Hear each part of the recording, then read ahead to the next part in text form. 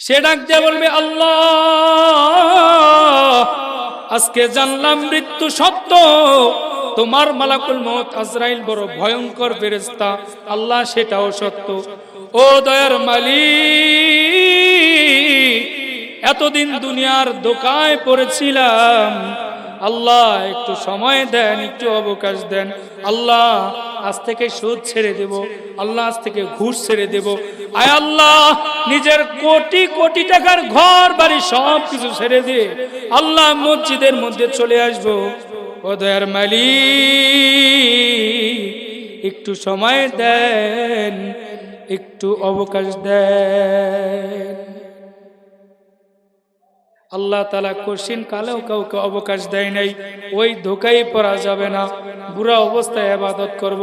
মালাকুল মউত আজরাইল আসার আগে আগে ইবাদত করব। জিবরাইল আলাইহিস সালাতু ওয়াস সালাম ডাক দিয়ে বলেন, হে পয়গম্বর, আপনার উম্মতদেরকে জানিয়ে দেন, আপনার উম্মত আল্লাহর কাছে এত বড় দামি।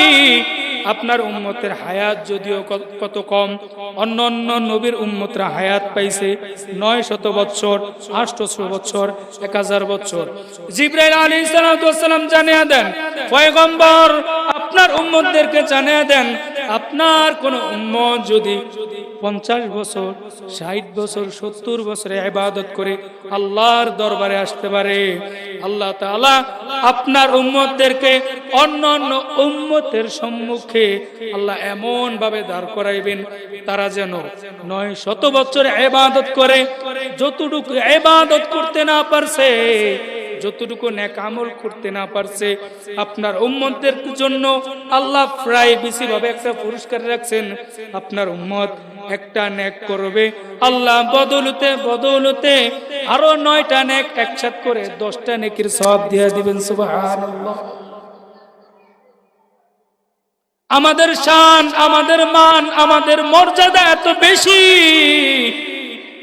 আল্লাহ রাসূল ডাক দিয়ে বলে, আমার উম্মত জেনে নাও, বুঝে নাও, দুনিয়াতে শুরু থেকে শেষ পর্যন্ত যত মানুষ আসছে, যত মানুষ আসবে, সবার আগে আল্লাহ তাআলা ডিক্লেয়ার দিয়ে দিলেন, হে পয়গম্বর, আপনার উম্মতদেরকে জানিয়ে দেন, আপনার উম্মতদেরকে সুসংবাদ দিয়ে দেন, যত নবীরা এসেছে, যত পয়গম্বররা এসেছে, যত পয়গম্বরদের উম্মতরা দুনিয়ার মধ্যে এসেছে, পয়গম্বর, আপনার উম্মত যদিও সবার শেষে এসেছে, আপনি তাদেরকে জানিয়ে দেন, তারা যদি ইবাদত করে আমি রব্বুল আলামিনের দরবারে আসতে পারে, আমি আল্লাহ অন্যান্য উম্মতদের চাইতে সবার আগে আপনার উম্মতকে জান্নাতে ঢুকাইব। সুবহানাল্লাহ। আল্লাহ তাআলা আপনাকে আমাকে যত নিয়ামত দান করেছেন, সব চাইতে বড় নিয়ামত আল্লাহ তাআলা আপনাকে আমাকে মুসলমানের ঘরের সন্তান, মুসলমান হিসাবে আল্লাহ তাআলা আমাদেরকে কবুল করছেন। যারা দিন পায় নাই, যারা বেদিন, তারা মনে করে যে আমাদের যতগুলা মূর্তি আছে এরাই আমাদেরকে লালন পালন করতেছে, তারাই আমাদের সব কিছু করতেছে। কিন্তু তাদের কাছে ওই বুঝ নাই, যেই মূর্তি আমি নিজ হাতে বানাইতেছি, নিজ হাতে বানায়া, এটাকে খোদা বানায়া, এইটার উপরে আমি কপাল দিয়ে রাখি এবং সিজদা করতে থাকি এবং কান্না করতে থাকি, মনে হচ্ছে এগুলাই আমার রব। একটু পরেই যেই হাতে আমি মূর্তি বানাইলাম, ওই হাতে আমি ভেঙে ফেললাম, আমি অথচ এটাকে খোদা মনে করতেছি। বড় আফসোস, তাদের কাছে ওই বুঝ নাই, যেটাকে আমি খোদা মনে করতেছি এটা তো আমাকে সৃষ্টি করবে, আমি মরে যাব, আমাকে সৃষ্টি করবে, কিন্তু যেই খোদাকে আমি নিজে কি করতেছি, বানাইতেছি, ওই খোদাকে আবার ভেঙে ফেলতেছি, আবার ওই খোদাকে নিয়ে কান্নাকাটি করতেছি। এই জন্য নবীজি সাল্লাল্লাহু আলাইহি সাল্লাম বলেন, দুনিয়ার মধ্যে যতগুলা ধর্ম আছে, সব চাইতে আল্লাহ তাআলার মনোনীত ধর্মই হলো ইসলাম। আর ওই ইসলাম ধর্মে আল্লাহ তাআলা আমাদেরকে কবুল করেছেন, আলহামদুলিল্লাহ। বিনা চাওয়ায়, বিনা পাওয়ায় আল্লাহ তাআলা আপনাকে আমাকে মুসলমানের ঘরে, মুসলমানের সন্তান হিসাবে আল্লাহ তাআলা আপনাকে আমাকে কবুল করেছেন, আলহামদুলিল্লাহ। হাদিস শরীফের মধ্যে আছে, কোন মুসলমান যদি জীবনে কোনো ইবাদত করে নাই, আল্লাহর সাথে শিরক করে নাই, ওই ব্যক্তিও যদি জাহান্নামে যায়, একবার কালেমা পড়ছে, একবার কালেমার বদৌলতে আল্লাহ তাআলা তাকে কমসে কম যদি জান্নাত দান করেন, এইরকম 10 দুনিয়ার মতো একটা জান্নাত দান করবেন। সুবহানাল্লাহ। তাহলে যারা সরাসরি জান্নাতে প্রবেশ করবে, আল্লাহ তাদেরকে কত বড় দান করবেন। সুবহানাল্লাহ। এটা আমরা নিজেরাই অনুমান করে নিতে পারি। আল্লাহ তাআলা দুনিয়াতে আমাদেরকে অফুরন্ত নিয়ামতের মধ্যে ডুবে রাখছেন। শুধু মুসলমানের ঘরে মুসলমান সন্তান বানাইছেন, এটাই নিয়ামত দান করছেন না। আল্লাহ তাআলা আমাদেরকে রূপে রূপে পদে পদে অসংখ্য অগণিত নিয়ামতের মধ্যে ডুবে রাখছেন। করোনার সময় দেখা গিয়েছে শুধু শ্বাস প্রশ্বাস, করোনাকালীন সময় শ্বাস প্রশ্বাস, কত কোটি কোটি টাকাওয়ালার মালিক চলে গেছে। তারা শুধু এতটুকু বলছে, ডাক্তার আমার যত কোটি কোটি টাকার সম্পদ আছে সবকিছু আমি লিখে দিয়ে দিতেছি, শুধু এতটুকু ব্যবস্থা করেন, আমার নাকের মধ্যে শ্বাস প্রশ্বাস ঢুকিয়ে দেন। যমুনা গ্রুপের অ্যাডমিন, যিনি কোটি কোটি হাজার কোটি টাকার মালিক, করোনাকালীন সময় উনি মৃত্যুবরণ করছে। উনি বলছে, ডাক্তার আমি শ্বাস প্রশ্বাস নিতে পারি না, একটু শ্বাস প্রশ্বাস নেওয়ার ব্যবস্থা করেন, আমার কোটি কোটি হাজার কোটি টাকার ধন সম্পদ আছে, আমি আপনার নামে লিখে দিই। তারপরেও ডাক্তার বাঁচাইতে পারে না, ওই ব্যক্তি মারা গেছে। আর অথচ প্রত্যেক দৈনন্দিন আপনি আমি যে শ্বাস নিচ্ছি, ডাক্তাররা বলেন একটা মানুষ প্রত্যেক দৈনন্দিন কমসে কম 550 লিটার কি যেন বলে অক্সিজেন ব্যবহার করতেছে। শ্বাস প্রশ্বাস যে পালাইতেছি, কম পক্ষে প্রত্যেক দৈনন্দিন একজন মানুষ সে সুস্থ থাকার জন্য 550 লিটার অক্সিজেন ব্যবহার করতেছে। সুবহানাল্লাহ। লাইফ সাপোর্টে যদি আমরা 1 লিটার কি ধরি, 1 লিটার যদি আমরা পিওর, যেটাকে কি যেন বলে গ্যাস, যেটাকে আমরা শ্বাস প্রশ্বাস নেওয়ার জন্য যদি 1 লিটার আমরা গ্যাস মাপতে থাকি, কয় টাকা? একদম নিচে দাম যেটা, ওইটা কমসে কম 200 থেকে 300 টাকা 1 লিটার। তা আমরা নিচ্ছি কত প্রত্যেক দৈনন্দিন? 550 লিটার। আচ্ছা, আল্লাহ যদি বলতেন আমার জমিনের মধ্যে থাকবা, আমার সবকিছু খাইবা, তবে হ্যাঁ প্রত্যেক দৈনন্দিন 550 লিটার অক্সিজেন ব্যবহার করতেছ, প্রত্যেক দৈনন্দিন প্রত্যেক লিটারে লিটারে 200 টাকা করিয়া জমা রাখবা, এরপরে শ্বাস প্রশ্বাস পালাইবা। আমার মনে হয় কোন ব্যক্তির এতটুকু সম্ভব ছিল না। প্রত্যেক দৈনন্দিন প্রত্যেক লিটারে লিটারে 200 টাকা করিয়া অক্সিজেনে জমা দিবে এবং শ্বাস প্রশ্বাস পালাবে, এমন কোন মানুষের এতটুকু এবিলিটি নাই। অথচ আল্লাহ তাআলা বলেন, বান্দা তুমি যেগুলা আমি আল্লাহর দরবারে, যেগুলা লক্ষ কোটি টাকা দিয়া তুমি যেই সব নিয়ামত পাইবা না, খুঁজেও পাইবা না, আমি আল্লাহ তাআলা ওই সব নিয়ামত তুমি না চাইতে আমি আল্লাহ তাআলা তোমাকে আগেই দান করে দিলাম। সুবহানাল্লাহ। প্রত্যেক দৈনন্দিন আমাদের এই যে লাইট গুলা জ্বলতেছে, প্রত্যেক মাসিক একটা বিল আসে, কিন্তু প্রত্যেক দৈনন্দিন আল্লাহ তাআলা সূর্য উঠিয়ে দিতেছেন, অল দুনিয়াকে আল্লাহ আলোকিত করে দিচ্ছে, অল দুনিয়ার সব কিছু আল্লাহ তাআলা A to Z সূর্যের মাধ্যমে করে দিচ্ছে। প্রত্যেক মাসে যদি একটা কারেন্টের বিল খরচ আসে এবং 1 মাস 2 মাস ওভার করলে কারেন্টের বিল কেটে দেয় বা অথবা কার কেটে দেয়, আর আল্লাহ তাআলার বছরকে বছর আমরা সূর্যের তাপ গ্রহণ করতেছি, আলো গ্রহণ করতেছি, এই নিয়ামতের পরিপ্রেক্ষিতে আমরা আল্লাহ তাআলাকে কি দিচ্ছি?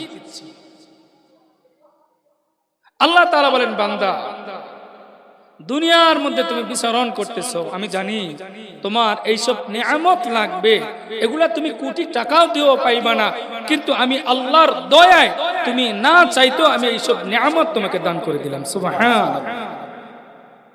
কোন ব্যক্তির এরকম সাধ্য নাই একটা সূর্য উঠে অল পৃথিবীকে আলোকিত করবে। এর আগে চীন কি করছে? চীন একটা সূর্য আবিষ্কার করছে। তারা বলছে আমাদের এই চীনে কখনো রাত্র হবে না, কখনো কি হবে না, রাত্র হবে না। তারা কি করছে? বিশাল বড় বিজ্ঞানের প্রযুক্তি দ্বারা একটা সূর্য তৈরি করছে। সূর্য এটাকে ভাসাইতে না ভাসাইতে ঠাস করে ভাইটা আগুন ধরে সবকিছু শেষ। উপরে উঠাইবে তো দূরের কথা, অথচ আল্লাহ তাআলা বলেন আমি আল্লাহ এত বড় এক কুদরতের মালিক, লক্ষ লক্ষ পৃথিবী যদি এই সূর্যের মধ্যে ঢালা হয়, সূর্যের কিঞ্চিত পরিমাণ জায়গা ক্ষতি হবে না। সুবহানাল্লাহ।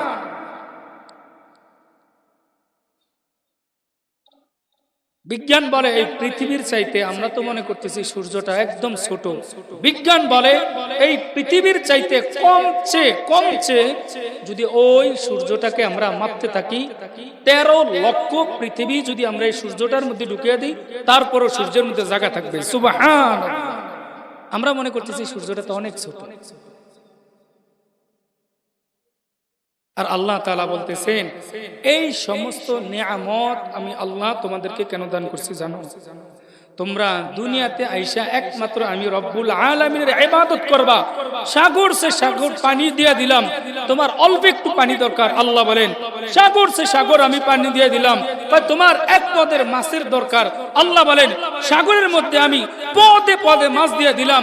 তোমার এক পদ ফল হইলেই যথেষ্ট, আল্লাহ বলেন আমি গাছের মধ্যে পদে পদে ফল ফলাদি দিয়ে দিলাম। আল্লাহ তাআলা বলেন তোমার এক প্রকার খাবার হলেই যথেষ্ট, আল্লাহ তাআলা বলেন আমি পদে পদে তোমার খাবারের আয়োজন করলাম। বান্দা কেন জানো? তুমি দুনিয়ার সকল নিয়ামত তুমি গ্রহণ করবা, আর তুমি একমাত্র আমি রব্বুল আলামিনের ইবাদত করবা। সুবহানাল্লাহ। দুনিয়ার সকল নিয়ামত তোমার জন্য, আর তুমি আমি রব্বুল আলামিনের নিয়ামতকে আমি রব্বুল আলামিনের ইবাদত করবা। আর আমাদের অবস্থাটা হয় কি, এত নিয়ামত খাইতেছি, এরপরও দেখেন আগেরকার যুগের চাইতে এখনকার যুগের মানুষ তুলনামূলক ভাবে ভালো আছে না খারাপ আছে? কথা বলেন তো। আগে বিল্ডিং ঘর কয়টা ছিল, এখন কয়টা? আগে মানুষ না খায়া মারা গেছে, এখন এমন কোন রেকর্ড আছে কেউ না খায়া মারা গেছে? এমন রেকর্ড আছে? বরঞ্চ ডাক্তার এইটা বলে আপনি এইটা খাইবেন না, এইটা খাইবেন না, আপনার কিন্তু রক্ত উচ্চচাপ, খবরদার এই জিনিস আপনি খাইবেন না, খাইলে কি হইব? আপনাকে প্রেসার চাপ দিব, আপনি হার্ট স্ট্রোক করে যে কোনো মুহূর্তে মারা যাবেন। রাত্রে আপনার খাবার বন্ধ করেছে, রাত্রে একটু রুটি খান, দুপুরও আপনার হয়তো একবেলা খাইতে পারেন, সকালেও আপনার খাবার বন্ধ। কেন? বেশি খায়া ফেলেছেন। এখন ডাক্তার বলে শারীরিক সুস্থতার জন্য আপনার খাবার এতটুকু গ্রহণ করতে হবে।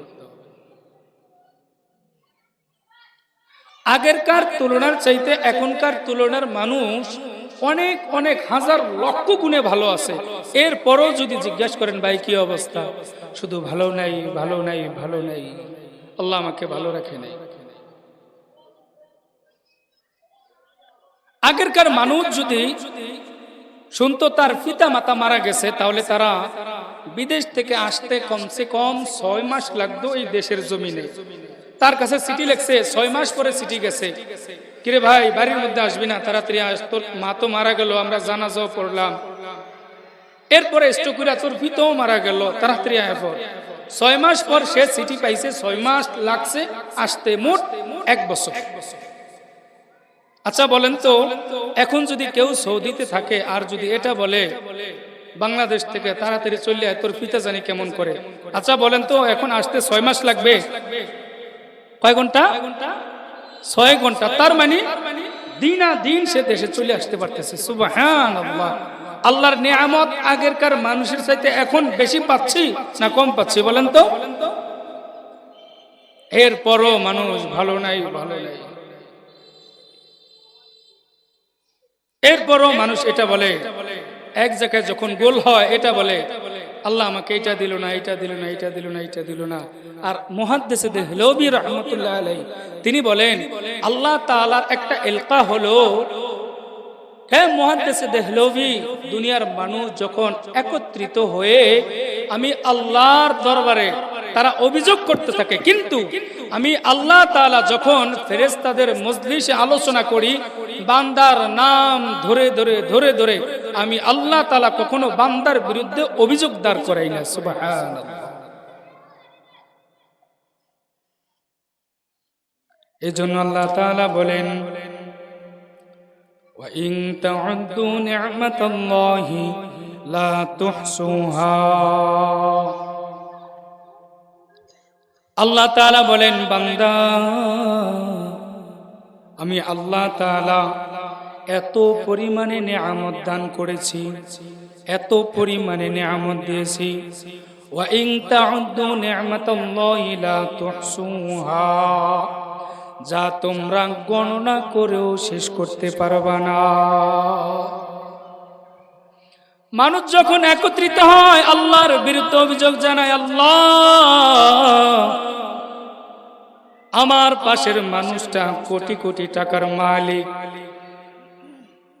আমার পাশের লোকটা কোটি কোটি টাকার মধ্যে চলে, আল্লাহ আমি কি অপরাধ করলাম, আমাকে কেন একটা রিক্সা গাড়ির মধ্যে উঠিয়ে দিলা? ডাক দিয়া বলে, আল্লাহ আমি তোমার সাথে কোন অপরাধ করলাম? আমার পাশের লোকটা কোটি কোটি টাকার মালিক, আর তুমি আমাকে সামান্য একটা ঠেলা গাড়ির মধ্যে রাখছো। আল্লাহ আমি কোন পাপ করলাম, আমার উপরে কেন এই জুলুম করছো? আল্লাহ ডাক দিয়া বলেন, এর বান্দা তোমরা দুনিয়ার মানুষ একত্রিত হইয়া আমি রব্বুল আলামিনের বিরুদ্ধে অভিযোগ দাঁড় করাও, কিন্তু আমি এই দয়াময় রব কসম খেয়ে বলতেছি, যখন তোমাদের আলোচনা আমি আল্লাহর আরশ কুরসিতে হয়, ফেরেশতাদের মজলিসে হয়, আমি আল্লাহ তোমাদের নাম ধরে ধরে ধরে ধরে সুনাম করতে থাকি। সুবহানাল্লাহ। আল্লাহর নিয়ামত খেয়ে খেয়ে আমরা যখন দুনিয়ার মধ্যে চলতে থাকি, আমার পায়ের মাটিটা বলতে থাকে, আল্লাহ এই গুনাহগারটাকে আর চলতে দেওয়া যাবে না। আল্লাহ আপনার এত নিয়ামত ভোগ করতেছে, আল্লাহ আপনার এত নিয়ামত খাইতেছে, আল্লাহ সে এত বড় পাপী, এত বড় জালেম, আল্লাহ আপনি আমাকে অল্প একটু হুকুম দেন, আমি তাকে মাটিতে ধসে দেই। পায়ের মাটিটা বলতে থাকে, আল্লাহ আপনার এত নিয়ামত ভোগ করতেছে, আল্লাহ প্রত্যেক দৈনন্দিন মুয়াজ্জিন 5 বার মসজিদ থেকে ডাক দেয়, আয় আল্লাহ একটা বারো মসজিদে যায় না, আল্লাহ সে 5 গাড়ির মধ্যে চলবে, আল্লাহ চলতে দেওয়া যাবে না। পায়ের মাটিটা বলতে থাকে, আল্লাহ আপনি আমাকে একটু শক্তি দেন, আমি তাকে গ্রাস করে ফেলি। আল্লাহ তাআলা ডাক দিয়া বলে, রে মাটি, এই বনি আদম আমি আল্লাহ অনেক দয়া করে মায়া করে বানাইছি, এদেরকে যদি তুমি ধ্বংস করে যাও, আমি রবকে, আমি আল্লাহকে গভীর রজনীতে চিৎকার দিয়ে মালিক বলে কে আমাকে ডাকবে? 80 বছর যদি কোনো কাট্টা কাফের গুনাহ করতে করতে করতে করতে করতে করতে নিজের কলব নষ্ট করে ফেলেছে, গুনাহ করতে করতে করতে করতে জালেমের খাতায় নাম লিখে ফেলছে, এরপরেও যদি আল্লাহর দরবারে সে ডাক দেয়া বলে, আল্লাহ 80 বছর গুনাহ করলাম, আল্লাহ আমি ভুল বুঝতে পেরেছি, ও দয়ার মালিক তুমি যদি মাফ না করো আর কার দরবারে মাপ চাইব? আল্লাহ বলেন, বান্দারে 80 বছর গুনাহ করছো, 1 মিনিট কানতে দেরি, চোখের পানি ফেলতে দেরি, আল্লাহ তাআলা ডাক দিয়া বলেন, তোর 80 বছরের গুনাহ আমি আল্লাহ মিনিটের মধ্যে মাফ করে দেই। সুবহানাল্লাহ।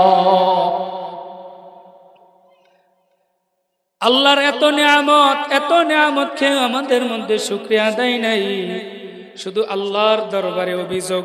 আল্লাহ ডাক দিয়ে বলেন, পয়গম্বর আপনার উম্মতদেরকে জানিয়ে দেন, আপনার কোন উম্মত যদি গরিবী অবস্থায় ইবাদত করে আমি আল্লাহর দরবারে চলে আসে। আপনার উম্মতদেরকে হতাশ হতে বলবেন না। আপনার উম্মতরা যেন হতাশ না হয় তাদেরকে বলে দেন, আমি আল্লাহ নিজে ওয়াদা করতেছি, ধনীর 500 বছর আগে আমি আল্লাহ ওই গরিবকে জান্নাত নামক বাড়িতে বসে দিব। সুবহানাল্লাহ। আমরা এত নিয়ামত খাচ্ছি, এত নিয়ামত ভোগ করতেছি, এরপরও আল্লাহর দরবারে কি নাই? শুকরিয়া আদায় নাই। এক ব্যক্তির চক্ষু নাই। ফাতা বুনিয়া ফিরসা বুজুর্গ মাহফিলে গেছিলাম, এক ব্যক্তির চক্ষু নাই। ওনাকে আমি জিজ্ঞাসা করলাম, আচ্ছা আপনি কি চোখে কিছু দেখেন?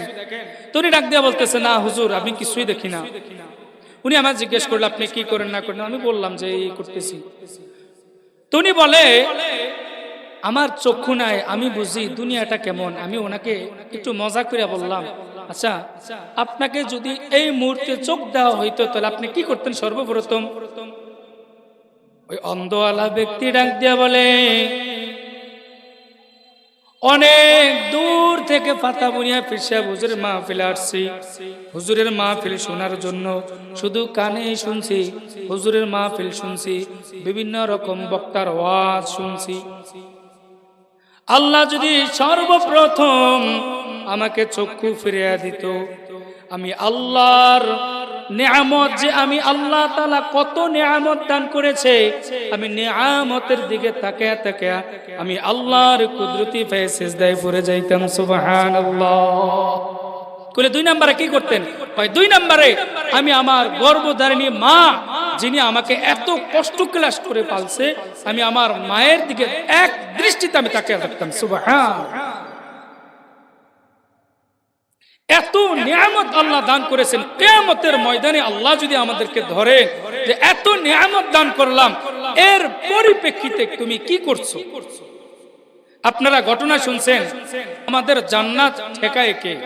হ্যাঁ, অথচ আপনারা ঘটনা শুনছেন 500 বছর ওলির ঘটনা আপনারা নিশ্চয়ই শুনছেন।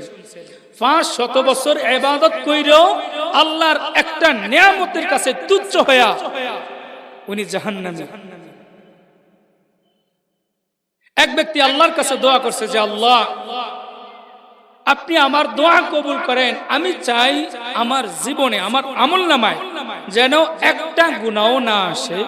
আমি চাচ্ছি 500 বছর নির্ভেজাল ইবাদত করব। কি ইবাদত করব?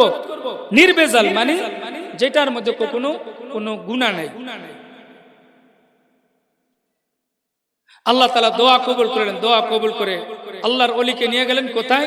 সেই বিশাল সমুদ্রের মাঝখানে একটা টিলার মধ্যে নিয়ে গেছেন। এখন সমুদ্রের সকল পানি তো নুনা, উনি খাইবে কি? উনি তো আসছে এখানে 500 বছর নির্ভেজাল ইবাদত করার জন্য। এখন উনি আল্লাহর কাছে দোয়া করছেন, আল্লাহ এমন জায়গায় চলে আসলাম, আল্লাহ এই নদী পাড়ি দিয়ে আবার স্বচ্ছ পানি এনে খাবো, আল্লাহ অতটুকু এবিলিটি নাই। আল্লাহ আপনি আমার দোয়া কবুল করেন।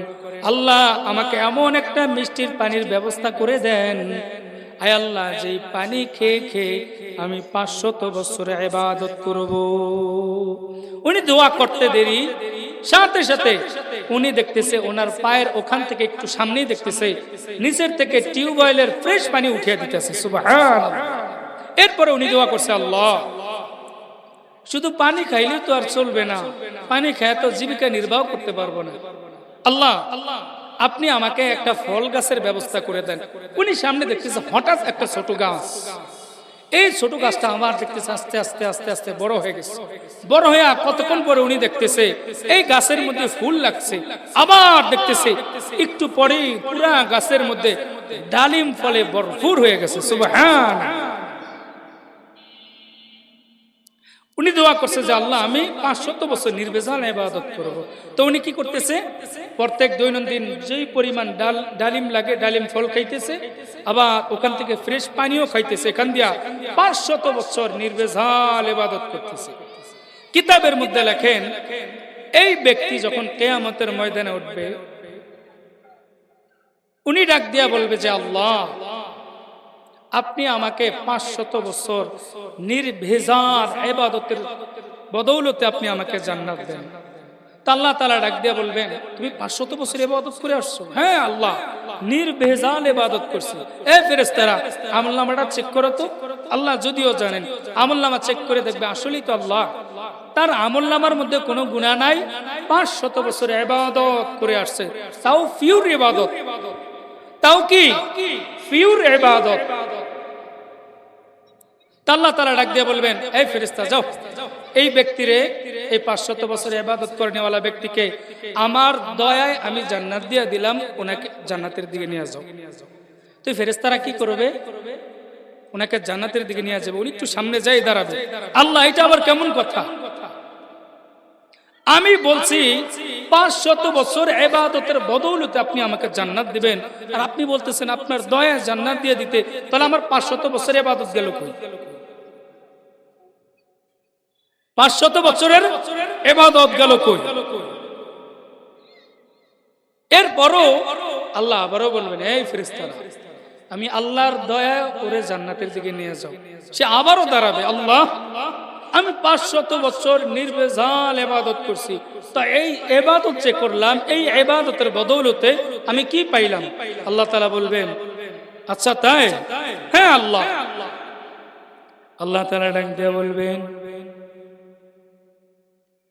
আমি আল্লাহ তোমাকে চেয়েছিলাম আমার দয়ায় তোমাকে জান্নাত দিয়ে দিতে। আজকে যেহেতু তুমি 500 বছর ইবাদতের হিসাব নিকাশ মিলাবা, আমি আল্লাহ তোমার সাথে আজকে কোনো জুলুম করা হবে না, আমি আল্লাহ তাআলাও তোমার সাথে আজকে হিসাব নিকাশ মিলাবো। এইবার আল্লাহ তাআলা ডাক দিয়ে বলবেন, আচ্ছা দুনিয়ার মধ্যে মনে করো 500 বছরের ইবাদত এক জায়গায় রাখলা, আর তোমার 2টা চক্ষু নাই।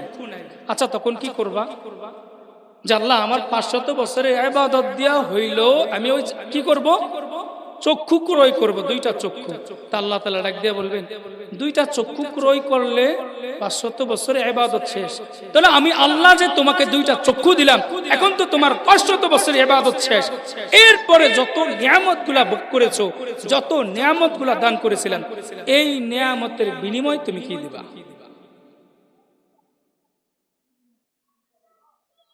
এরপরে আল্লাহ জিজ্ঞেস করবেন, শ্বাস প্রশ্বাস যে তুমি প্রত্যেক দৈনন্দিন 550 লিটার পিওর অক্সিজেন ব্যবহার করছো, এর বদৌলতে তুমি কি দিবা? ওনা তো 500 বছরের ইবাদত প্রথম কথাই শেষ। এরপরে উনি বলবে, আল্লাহ, এরপরও আপনার এই নিয়ামতের মোকাবিলায় যদি আরো 500 বছরের ইবাদত থাকে, আরো 500 বছরের ইবাদত মিলাইব। কিন্তু বলেন তো, ওনার তো প্রথম কথাই চক্ষু দ্বারাই 500 বছরের ইবাদত শেষ। ওনার আমলনামার মধ্যেই আছে 500 বছরের ইবাদত, এখন তার কোনো ইবাদত নেই। দ্বিতীয় নিয়ামত আল্লাহ ধরছেন, অক্সিজেন তোমাকে আমি আল্লাহ দিয়েছি, তাও পিওর অক্সিজেন, যেটা কোনো বিজ্ঞানীও বানাইতে পারবে না, যেটা কোনো পৃথিবীর কোনো ডাক্তারও এত পিওর ভাবে বানাইতে পারবে না। আমি আল্লাহ যে অক্সিজেন তোমাকে দিয়েছি, এর বদলে তুমি কি দিবা? অন্য কিতাবের মধ্যে লেখেন, এই ব্যক্তিকে কি করবে? জাহান্নামের কানিতে নিয়ে যাওয়া হবে ফেরেশতারা। উনি জান্নাতে এখন আর যাবে না। কেন? উনার 500 বছরের ইবাদতের দ্বারা তাহলে উনি কি পাইলো? আল্লাহর দয়াই যদি যাইতে হয়, উনার মূল কথা হলো, আল্লাহ আপনার দয়া লাগবে কেন? আমি তো 500 বছর ইবাদত করে আসছি। ফেরেশতাদেরকে ডাক দিয়ে বলবে, আল্লাহ এক কাজ করো, পুরো জাহান্নামের কিনারে নিয়ে যাও। যখন জাহান্নামের কিনারায় নিয়ে যাওয়া হবে, পানির তিরাশে পানির এত ভোগ লেগে গেছে, কলিজা ফেটে যাচ্ছে। হায়, একটু পানি কোথায় পাই, একটু পানি কোথায় পাই, একটু পানি কোথায় পাই। আল্লাহ তাআলা এরপরে এক ফেরেশতাকে হুকুম করবেন, হে ফেরেশতা, এক গ্লাস পানি নিয়ে যাও তার সম্মুখে। এক গ্লাস পানি যখন ওই ব্যক্তি দেখবে, ওই 500 বছরের ইবাদত গুজার ব্যক্তি ডাক দিয়া বলবে, ভাই আমার কলিজাটা বাঁচাও, আগে এক গ্লাস পানি দাও। ফেরেশতা ডাক দিয়া বলে, শর্ত আছে, 500 বছর ইবাদত দিতে হবে। তো এক কাজ করে, অর্ধেক খাও, অর্ধেক খায় 250 বছরের ইবাদত দিয়ে দাও। এখন ওনাকে 250 বছরের ইবাদত দিয়ে দেওয়া হয়েছে, অর্ধেক পানি খাওয়াইছে। এখন দেখতেছে কই তৃষ্ণা তো মিটে না। এরপরে বলা হয়েছে ভাই আর অর্ধেক পানি যেতটুকু আছে এতটুকু দিয়ে দাও, বাকি 250 বছরের ইবাদত দিয়ে দিন। আচ্ছা, এক গ্লাস পানির বিনিময়ে উনি কি করছেন? 500 বছরের ইবাদত দিয়ে দিচ্ছেন। যেখানে আল্লাহ তাআলা আপনাকে আমাকে লিটারে লিটারে পিওর পানি খাওয়াইতেছেন, এই নিয়ামতের মোকাবিলায় আল্লাহর দরবারে দণ্ডায়মান হয়ে কি সামনে? এক গ্লাস পানির বিনিময়ে 500 বছরের ইবাদত শেষ। সেখানে আপনি আমি আল্লাহর এত নিয়ামত ভোগ করতেছি, এত নিয়ামত খাইতেছি, সেখানে আপনার আমার অবস্থাটা হবে কি? এই জন্যই তো আল্লাহ তাআলা বলেন আমি আল্লাহর নিয়ামত খাইবা, এরপরে কি করবা? ওয়ামা খালাকতুল জিন্না ওয়াল ইনসা ইল্লা লিয়াবুদুন। আল্লাহ ডাক দিয়া বলেন, এর বান্দা আমি আল্লাহ কোটি কোটি মাইল উপরে সূর্য দিয়া তাপ দিচ্ছি তোমার খেদমত করে। আল্লাহ তাআলা এরপরে ডাক দিয়া বলেন, বান্দা কোটি কোটি মাইল উপরে সেই চাঁদ তোমাকে আলো দিচ্ছে, তোমার খেদমত করতেছে। দুনিয়ার সকল নিয়ামত তোমার খেদমত করতেছে, কিন্তু আমি আল্লাহ তোমাকে একমাত্র বানাইছি আমি রব্বুল আলামিনের ইবাদত করার জন্য। দুনিয়ার সকল মাখলুক আমার খেদমত করে, আমার খেদমতের জন্য বানাইছে, আমার উপকারের জন্য বানাইছেন। আর আল্লাহ ডাক দিয়া বলেন, একমাত্র আমি রব্বুল আলামিন জিন এবং ইনসানকে আমি আল্লাহ দুনিয়া পাঠাইছি একমাত্র আমি রব্বুল আলামিনের ইবাদত করার জন্য। আজকে ইবাদত করব তো দূরের কথা, অন্য আয়াতের মধ্যে আল্লাহ তাআলা বলেন, ইয়া আইয়ুহাল্লাযীনা আমানুত্তাকুল্লাহ হাক্কা তুকাতিহি ওয়া লা তামুতুন্না ইল্লা ওয়া আনতুম মুসলিমুন।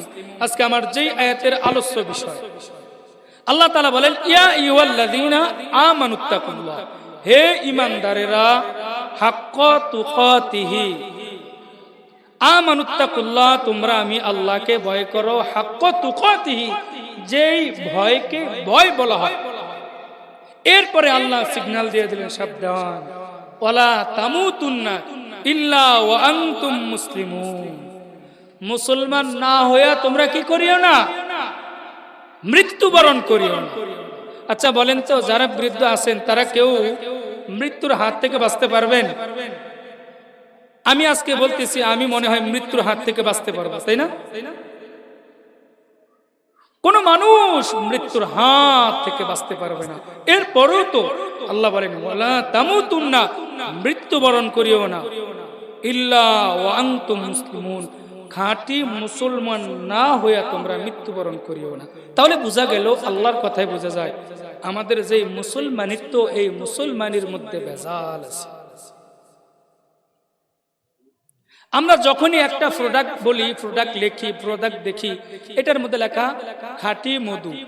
খাঁটি কেন আইছে, কোন সময় এই কথাটা আসছে? যখন এটার মধ্যে ডুপ্লিকেট আসছে তখনই মানুষ এটাকে বুঝাইতে চায় ভাই এটা কিন্তু খাঁটি জিনিস।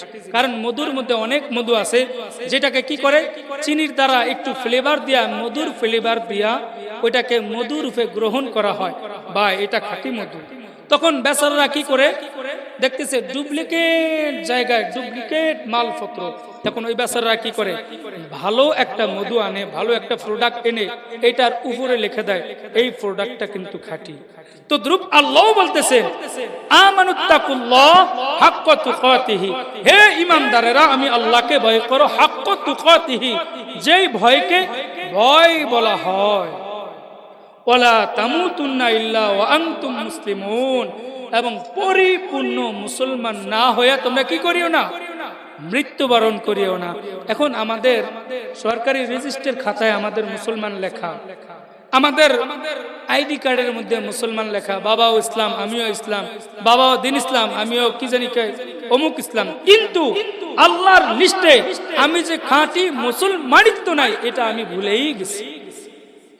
ওই যে একটা কথা আছে না, ইবাদত না করলে কি হবে, আমার ঈমান ঠিক আছে। কেমন হইল? বেচারা বিয়া করে নাই কিন্তু সন্তান খোঁজে, বুঝেন নাই মনে হয়? বেচারায় বিবাহ করে নাই, মাজারে যা কি করতেছে যে হুজুর আমার জন্য একটু দোয়া করেন, আমার যাতে একটা সন্তান হয়। আচ্ছা বলেন তো, উনি কোন সুস্থ মস্তিষ্কের মানুষ না বেয়াকুফ? বেয়াকুফ। তদ্রূপ আল্লাহ বলতেছেন, আমানুত্তাকুল্লাহ হাক্কা তুকাতিহি ওয়া লা তামুতুন্না ইল্লা ওয়া আনতুম মুসলিমুন। আল্লাহ তাআলা ডাক দিয়ে বলতেছেন, হে ঈমানদারেরা, আমি আল্লাহকে ভয় করো, হাক্কা তুকাতিহি, যেই ভয়কে ভয় বলা হয়, ওয়ালা তামুতুন্না, তোমরা মৃত্যুবরণ করিও না, ইল্লা ওয়া আনতুম মুসলিমুন, খাঁটি মুসলমান না হইয়া তোমরা মৃত্যুবরণ করিও না। আজকে আমরা নামাজ না পড়িও নিজেদেরকে ইমানদার দাবি করি, আমরা সুদ খায়ও নিজেদেরকে ইমানদার দাবি করি, আমরা নবীর সুন্নত না রাখিও নিজেদেরকে ইমানদার দাবি করি। বড় আফসোস, কিয়ামতের ময়দানে যখন এই মানুষগুলাকে উত্তোলন করা হবে, যখন তার আমলনামাটাকে চেক করা হবে, আমলনামা চেক করে দেখবে সে ধরা খেয়ে গেছে, কই খাঁটি মুসলমানের মধ্যে তো সে কোনো অংশই নাই। ডাক দেয়া বলবে, আল্লাহ দুনিয়ার মধ্যে আবার পাঠিয়ে দেন।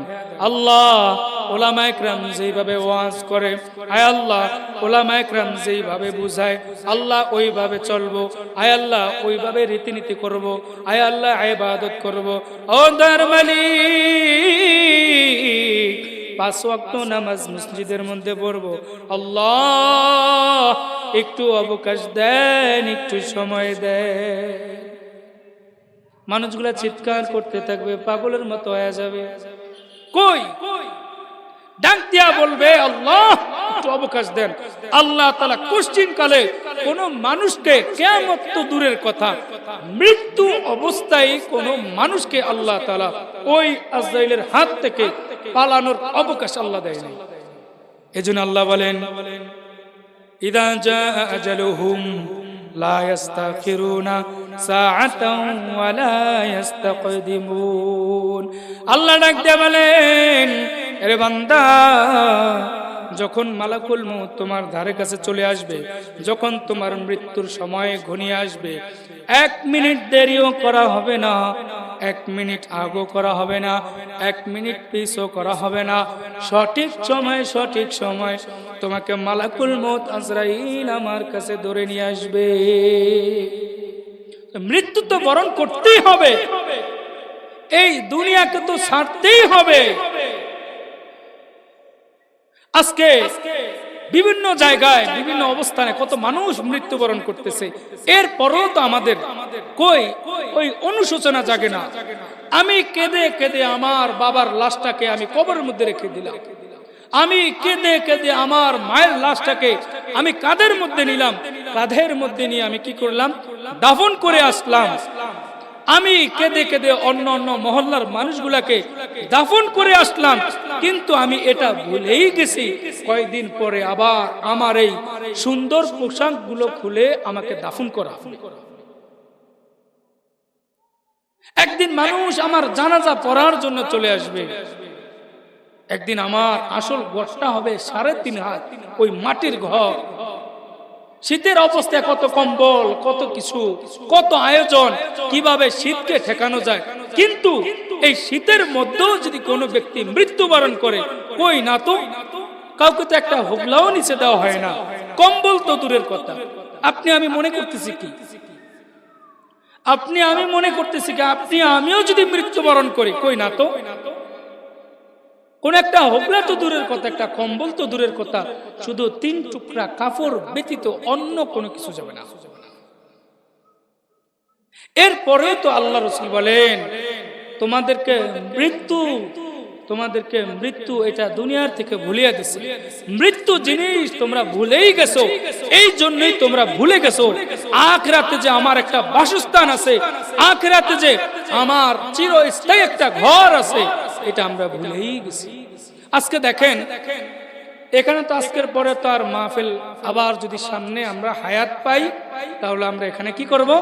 ওয়াজ মাহফিল শুনবো। কিন্তু যদি হায়াত না পাই, এই মাহফিলই আমাদের জন্য শেষ আয়োজন, শেষ জান্নাতের বাগান। তারপরও এলাকার মধ্যে এত মানুষ থাকতে, সবাইকে এই প্যান্ডেলে আসছে, সবাই বলেন তো, সবাই আসে। তাদের মধ্যে ওই মুজ, ওই সুমুজ তাদের মধ্যে এখনো আসে নাই। তারা মনে করতেছে কি ওয়াজ মাহফিল এটা কি আমাদের কানের মধ্যে একটা মজার জিনিস, বক্তা যখন সুর দিয়া কথা বলবে।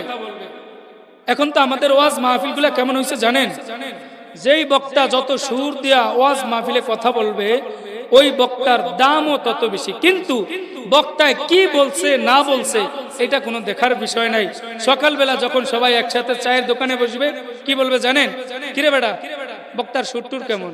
যদি বক্তার সুর যদি ভালো না হয়, এনে 500 টাকা দিয়েই ভুল করছি, না কোনো বক্তার সুর পাইলাম না কিছু পাইলাম, 500টা দিয়েও আরো কেমন যেন একটা লোসকানের মধ্যে পড়লাম।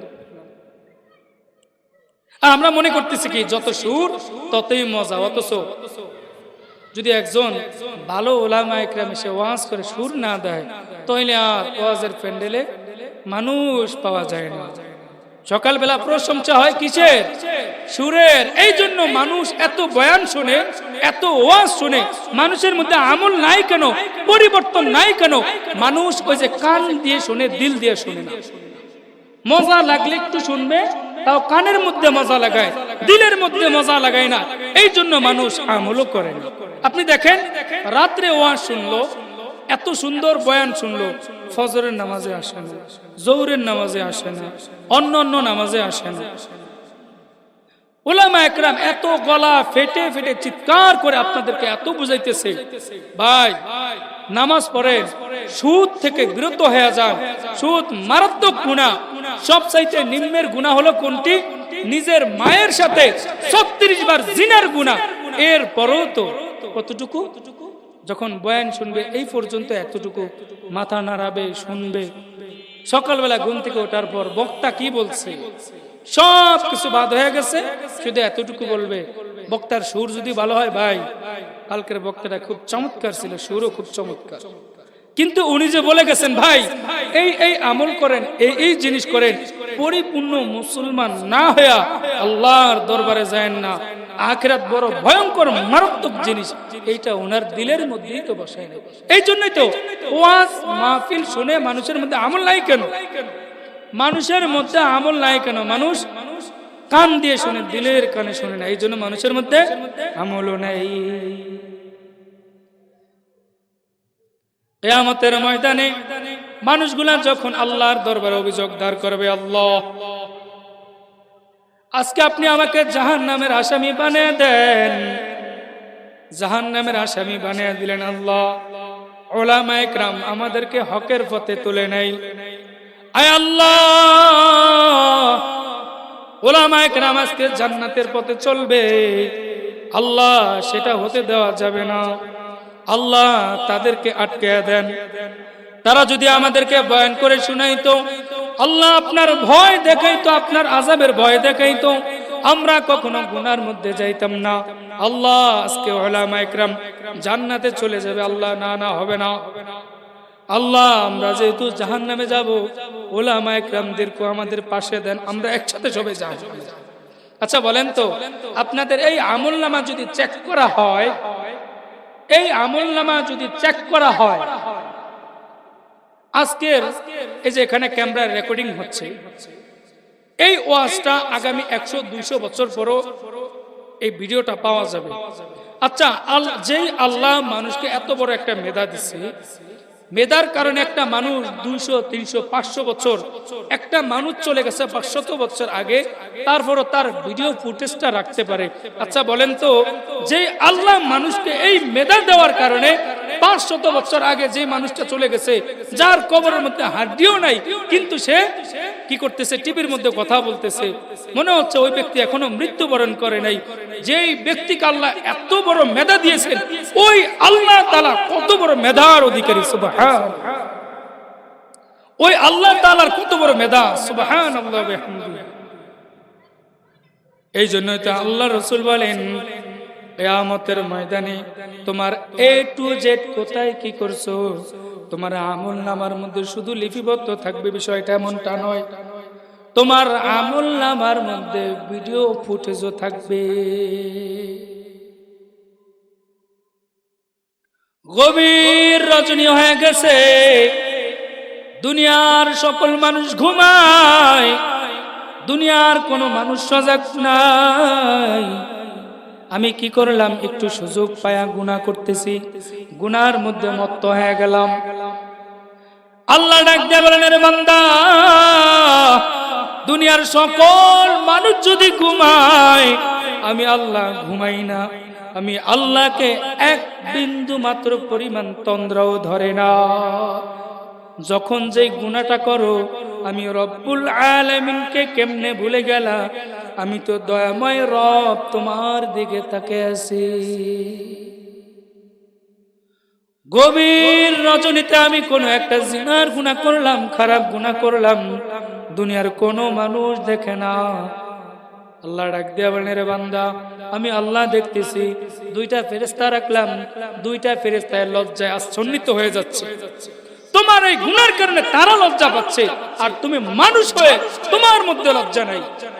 আমি আল্লাহ তাকে আছি, আমি আল্লাহর ভয় তোমার মধ্যে নাই। কিভাবে তুমি গুনাহ করো, কিভাবে তুমি গুনাহ করো?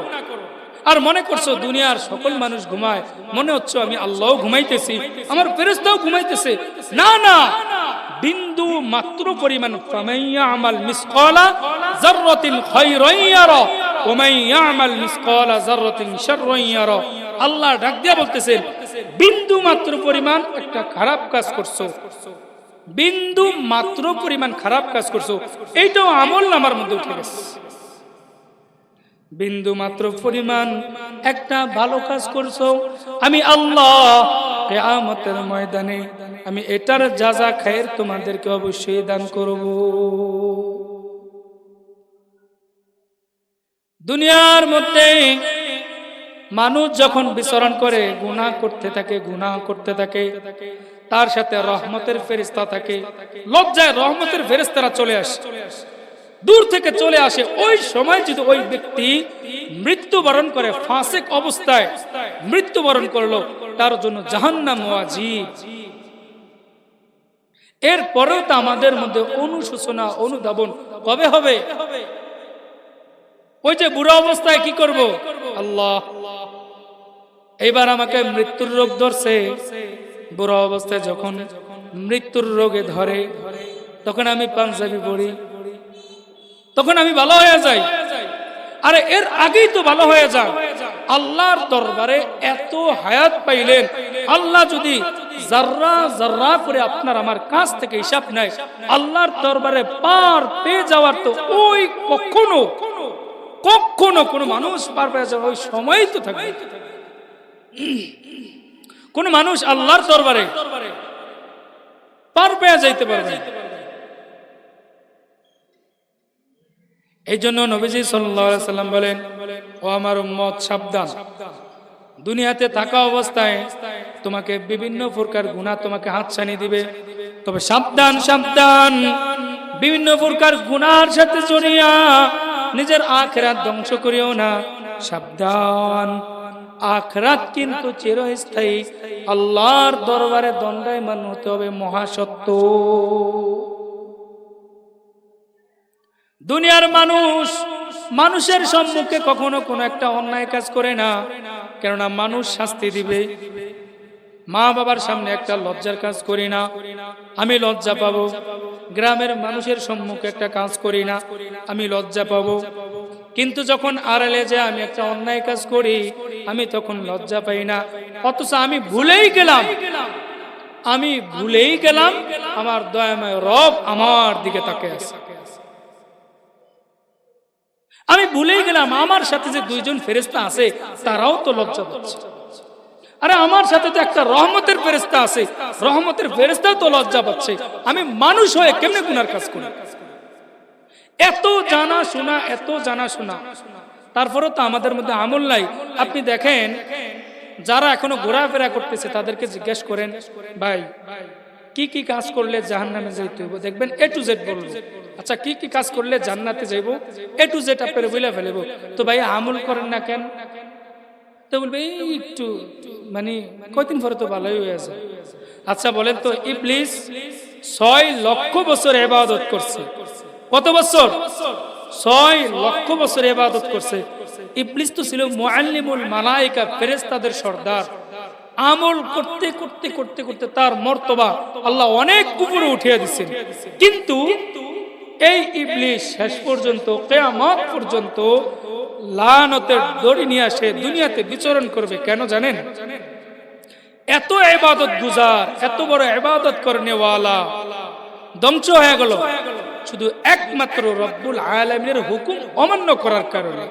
সে জানতো আমি যদি রব্বুল আলামিনের হুকুম অমান্য করি আমাকে আল্লাহ তাআলা লানতের দড়ি আমার গলায় পরিয়ে দিবে। তারপরেও তো সে আমল করে নাই। কেন আমল করে নাই? নিজের মধ্যে অহংকারিত্ব ভাব আসছে। কিন্তু আল্লাহ তাআলা মুহূর্তের মধ্যে 6 লক্ষ বছরের ইবাদত মুহূর্তের মধ্যে আল্লাহ তাআলা বিনাশ করে দিলেন। সাথে সাথে তার গলার মধ্যে লানতের দড়ি পরিয়ে দিয়েছেন। একটা হুকুম অমান্য করার কারণে ইবলিস কি হয়ে গেল? ফেরেশতাদের সর্দার থেকে হয়ে গেল ইবলিস। আর আপনি আমি যে প্রত্যেক দৈনন্দিন আল্লাহর এত হুকুম অমান্য করতেছি, তা আমরা তো ইবলিসকে ফেল করে ফেলাইছি, শয়তানরেও ফেল করে ফেলাইছি। আমরা কি করি? ওই যে কি যেন বলে ঈশের মতো, অন্য অন্য বিধর্মীদের মতো বছর পরে একটা পূজা আসে, আমরা পূজা করি। আমরা কি করি? বছর পরে যখন রমজান আসে তখন আমরা নামাজ পড়ি, রোজা রাখি। যখন 1 মাস চলে গেল বাকি 11 মাসের কোনো খবর নেই। এটাই কি পরিপূর্ণ মুসলমান? নামাজ বাদ দেন, আপনাকে যদি বলা হয় ভাই সুদের মধ্যে চললে না, খুব সাবধান, সুদ খায়েন না, আখিরাতে ধরা পড়বেন, এই এতটুকু পর্যন্ত সীমাবদ্ধ। ওয়াজ মাহফিল পর্যন্ত সীমাবদ্ধ। এরপরেও যদি আপনাকে এত পরিমাণ বোঝানো হয় ভাই সাবধান, সুদ খায়েন না, এই করেন না, সেই করেন না, এরপরেও তো আপনার মধ্যে সুদের সে আয়োজন ঢুকতেছে, সুদ ঢুকতেছে। আপনি আমল করলেনটা কি? বুঝলেন কি? আপনি কি বুঝলেন আর কি আমল করলেন? কিয়ামতের ময়দানে আমরা আফসোস করে কি পার পাওয়া যাব? কিয়ামতের ময়দানে আমরা আফসোস করে কি পার পাওয়া যাব? কোন মুসলমান যদি এইটা শুনে নিজের মায়ের সাথে 36 বার জিনার গুনাহ, 1 টাকা সুদ খাইলে, তাহলে আপনার আমার অবস্থাটা কি আপনি আমার বলেন তো? আল্লাহ তাআলা ডাক দিয়ে বলেন, এই জন্যই তো প্রথম আয়াতে কারিমার মধ্যে আসেন আল্লাহ তাআলা বলেন, ইয়া আইয়ুহাল্লাযীনা আমানুত্তাকুল্লাহ, হে ঈমানদারেরা, তোমরা যারা ঈমান এনেছো আমি আল্লাহ তাআলাকে ভয় করো, হাক্কা তুকাতিহি, যেই ভয়কে ভয় বলা হয়, ওয়ালা তামুতুন্না ইল্লা ওয়া আনতুম মুসলিমুন, পরিপূর্ণ মুসলমান না হইয়া তোমরা কি করিও না? মৃত্যুবরণ করিও না। আজকে আমি নিজেকে মুসলমানি দাবি করি, আমার মধ্যে নামাজ নাই, আমি পরিপূর্ণ মুসলমান হই নাই। আমি নিজেকে পরিপূর্ণ মুসলমান দাবি করি, আমার মধ্যে সুদের আয়োজন, আমি কখনো পরিপূর্ণ মুসলমান না। আমি নিজেকে পরিপূর্ণ মুসলমান দাবি করি, নবীর সুন্নত নাই, নবীর এক প্রকারের সুন্নত আপনার মধ্যে নাই, নিজেকে পরিপূর্ণ মুসলমান দাবি করি। বড় আফসোস, কিয়ামতের ময়দানে আল্লাহর দরবার থেকে কিভাবে পার পেয়ে যাব আমরা? মালাকুল মউত আজরাইল যখন গুনাহগার ফাসিককে ধরবে, গুনাহগারের যখন জান কবজ করা হবে, মালাকুল মউত চলে আসবে। সে ডাক দিয়ে বলবে, আল্লাহ, আজকে জানলাম মৃত্যু সত্য, তোমার মালাকুল মউত আজরাইল বড় ভয়ঙ্কর ফেরেশতা। আল্লাহ, সেটাও সত্য। ও দয়ার মালিক, এতদিন দুনিয়ার ধোঁকায় পড়েছিলাম, আল্লাহ একটু সময় দেন, একটু অবকাশ দেন। আল্লাহ, আজ থেকে সুদ ছেড়ে দেব, আল্লাহ আজ থেকে ঘুষ ছেড়ে দেব। আয় আল্লাহ, নিজের কোটি কোটি টাকার ঘর বাড়ি সব কিছু ছেড়ে দিয়ে আল্লাহ মসজিদের মধ্যে চলে আসবো। ও দয়ার মালিক, একটু সময় দেন, একটু অবকাশ দেন। আল্লাহ তাআলা কঠিন কালেও কাউকে অবকাশ দেয় নাই। ওই ধোকায় পড়া যাবে না, বুড়া অবস্থায় ইবাদত করব, মালাকুল মউত আজরাইল আসার আগে আগে ইবাদত করব। জিবরাইল আলাইহিস সালাতু ওয়াস সালাম ডাক দিয়ে বলেন, হে পয়গম্বর, আপনার উম্মতদেরকে জানিয়ে দেন আপনার উম্মত আল্লাহর কাছে এত বড় দামি, আপনার উম্মতের হায়াত যদিও কত কম, অন্য অন্য নবীর উম্মতরা হায়াত পাইছে 900 বছর, 800 বছর, 1000 বছর।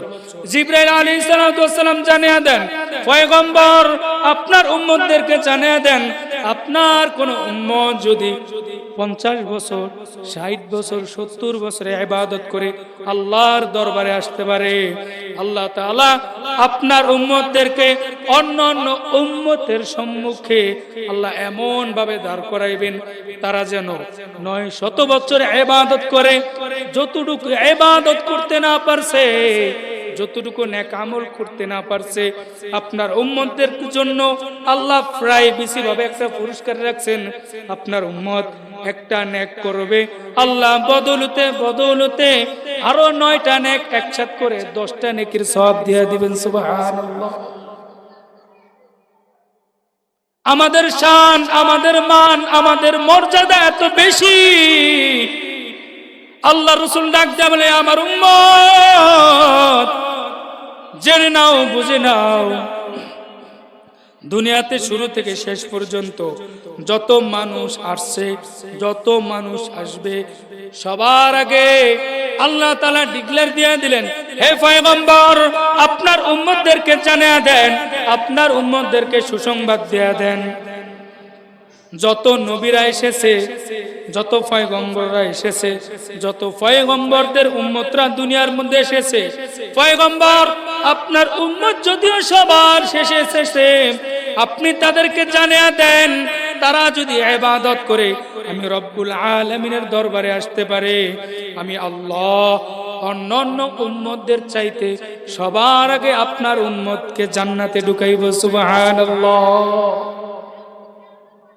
আমাদের এত বড় শান, এত বড় মান, এত বড় মর্যাদা, এরপরও তো আমরা বুঝি না কেমন নবী পাইলাম যিনি বিশ্ব নবী মুহাম্মদুর রাসূলুল্লাহ। আল্লাহ ডাক দিয়া বলেন, ওই 7 তবক আমি আসমান সাজাইলাম মুহাম্মদুর রাসূলুল্লাহর জন্য, আমি জমিনটাকে এমন সুন্দরভাবে সাজাইলাম মুহাম্মদুর রাসূলুল্লাহর জন্য, আমি নদীটাকে এত সুন্দরভাবে দীর্ঘায়িত করলাম মুহাম্মদুর রাসূলুল্লাহর জন্য, আমি নদীর মধ্যে এত স্বাদ, এত মজার মাছ আমি আল্লাহ আইটেমে আইটেমে মাছ দান করেছি, একমাত্র উদ্দেশ্য মুহাম্মদুর রাসূলুল্লাহর জন্য। আমার পয়গম্বর যেহেতু দুনিয়ার মধ্যে থাকতে পারে নাই, সাবধান তোমরাও থাকতে পারবা না, তবে ইবাদত করে আমি রব্বুল আলামিনের দরবারে এসো। আজকে আমরা দুনিয়ার মধ্যে এসে শয়তান আমাদেরকে ধোঁকায় ফেলে দিয়েছে। আল্লাহর ভয়, আল্লাহর আযাবের ভয়, আল্লাহর সম্মুখে যে দাঁড়াতে হবে, আল্লাহর সম্মুখে যে A to Z সকল হিসাব নিকাশ দিতে হবে, এটা আমরা একেবারেই ভুলে গিয়েছি। আল্লাহ তাআলাকে কেমন ভয় পেয়েছেন সাহাবায়ে কেরাম। সাহাবায়ে কেরাম কখনো তো গুনাহ করতেনই না, বরঞ্চ গুনার ধারে কাছেও যাইতেন না। যদি কোনো প্রকার কিছু হয়ে যাইত, ভুল ত্রুটি, সাথে সাথে আল্লাহর দরবারে সিজদায় পড়ে কান্না করতে। হযরত ওমর রাদিয়াল্লাহু তাআলা আনহুর জমানায় যখন উনি খেলাফত শাসন করতেছেন, খেলাফতের আমলে একজন লোক, একজন যুবক, জড়সড় একজন যুবক, ওনারও কেউ নাই, উনি কি করতেন, ওমর রাদিয়াল্লাহু তাআলা আনহু যখন ওয়াজ করতেন, বয়ান করতেন, ওই লোকটা একদম সামনে এসে বসত এবং সে ডাক দিয়ে বলল, আমিরুল মুমিনিন, আমার ঘরের মধ্যে কোনো কেউই নাই, শুধু একজন পিতা আছে, আমি কি করব? আমার পিতার খেদমত করে আবার সাথে সাথে বাসার থেকে আবার এখানে চলে আসব। আমিরুল মুমিনিন, আপনি আমাকে এতটুকু ইজাজত দেন। ওমর রাদিয়াল্লাহু তাআলা আনহু তো আল্লাহ রাসূলের সাহাবী, অনেক বড় মর্তবার সাহাবী, এখন উনি অর্ধ জাহানের খলিফা, অর্ধ জাহানের শাসনকর্তা। উনি সামনের দিয়ে আয়েশা বসা ওমর রাদিয়াল্লাহু তাআলা আনহুকে এই কথা বললেন, আমিরুল মুমিনিন, আমার পিতা একদম জড়সড় অসুস্থ, তার খেদমত করা লাগে। ওমর রাদিয়াল্লাহু তাআলা আনহু বললেন, ঠিক আছে, আমার যখন বয়ান শেষ হয়ে যাবে তাড়াতাড়ি তুমি তোমার পিতার কাছে চলে যাবা, তোমার পিতার যতটুকু খায় খেদমত দরকার অতটুকু খেদমত করে আসবা, আবার এখানে সময় মতো চলে আসবা। তো যুবক আসতেছে যাইতেছে, সময় পাইলি হযরত ওমর রাদিয়াল্লাহু তাআলা আনহুর কাছে চলে আসে। এর মধ্যে প্রতিমধ্যে একজন রূপবতী মহিলা তাকে বারবার ডিস্টার্ব করতেছে এবং বলতেছে, আপনি একজন জড়সড় যুবক, আপনাকে আমি কিছু পুরস্কার দিব এবং কি করবেন, আপনি আমার সাথে এই গুনার মধ্যে লিপ্ত হবেন। কিন্তু যুবক তো আল্লাহ তাআলাকে ভয় পায়, ওই মহিলার দিকে তাকাই না। কি করে, যখন মহিলা ওই পতির মধ্যে যখন রাত্রে বাসায় যাবে, তখন ওই মহিলা পথের মধ্যে দাঁড়ায় তাকে ডাক দেয়, এই আমি আরবের রূপবতী মহিলা, গুণবতী মহিলা, অনেক টাকা পয়সার মালিক, সুতরাং তুমি রাজি হয়ে যাও, তোমাকে আমি কি ধনী বানিয়ে দিব এবং তুমি আমার সাথে এই গুনার মধ্যে লিপ্ত হইতে হবে। কিন্তু ওই যুবক কোন প্রকার কথাই শুনে না, তাকে কোন প্রকার লোভ লালসা দিয়ে আটকানো সম্ভব না। সে কি করে, মহিলার দিকে তাকায় না, ওমর রাদিয়াল্লাহু তাআলা আনহু দরবারে তাড়াতাড়ি চলে আসে বাবার খেদমত করে। একদিন এমন করতে একদিন ওই লোক মহিলা এইভাবে ওনাকে ধরছে, না আজকে তুমি আমার শর্ত পূরণ করতেই হবে। এখন ওনার মনটা কেমন যেন দুর্বল হয়ে গেছে, ওই মহিলার প্রতি কি করছে, ওনার মনটা দুর্বল হয়ে গেছে। এবার মহিলা কি করলেন, ওই যুবককে ধরে অনেক অন্ধকার রজনীর মধ্যে লেগে গেছে, অনেক অন্ধকারের মধ্যে চলে গেছে। এবার মহিলা কি করলেন, এখন তুমি আর আমি আশেপাশে অনেক দূরের এরিয়ার মধ্যে কোনো মানুষ নাই, এখন গুনাহ করব, তুমি আমার যদি ইচ্ছা পূরণ করো তোমাকে কি করব, আমি এই স্বর্ণরূপা তোমাকে দিব এবং তুমি শুধু আজকে রাত আমার চাহিদা তুমি মেটাই। এখন যুবককে যতই কথা বলে কিন্তু যুবককে টলানো সম্ভব না।